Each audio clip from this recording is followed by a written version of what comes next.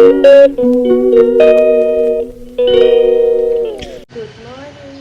আপোনালোকক সকলোকে মই অন্য এটি ভিডিঅ'লৈ স্বাগতম জনাইছোঁ। এয়া মই এতিয়া অফিচ যাব ওলাইছোঁ, সেইটো কাৰণে ভাবিছোঁ ভিডিঅ'টো এতিয়াৰ পৰাই ষ্টাৰ্ট কৰোঁ। মইনো কেনেকৈ ওলাওঁ দেখাওঁ আপোনালোকক, আৰু আমাৰ পৰিৱেশটো কেনেকুৱা আপোনালোকেও এবাৰ চাবচোন। এতিয়া মই অফিচ গৈ আছোঁ, পামগৈ আৰু বেছি সময় নাই অফিচ পাবলৈ। গৈ পাই কিনে দেখাম হা।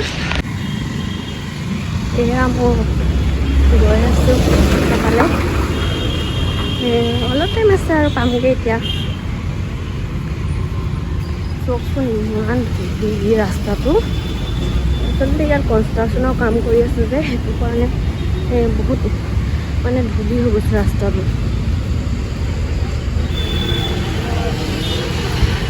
অথনি ইমানেই দেৰি হ'ল ওলোৱা মোৰ, আপোনালোকক কেনেকৈ মই ওলাওঁ সেইটো দেখাম বুলি কৈছিলোঁ, কিন্তু মোৰ দেখুৱাই নহ'ল। এয়া আমাৰ অফিচৰ ৰাস্তাটো, গলিটো সোমালোহি, তাৰপিছত পামগৈ।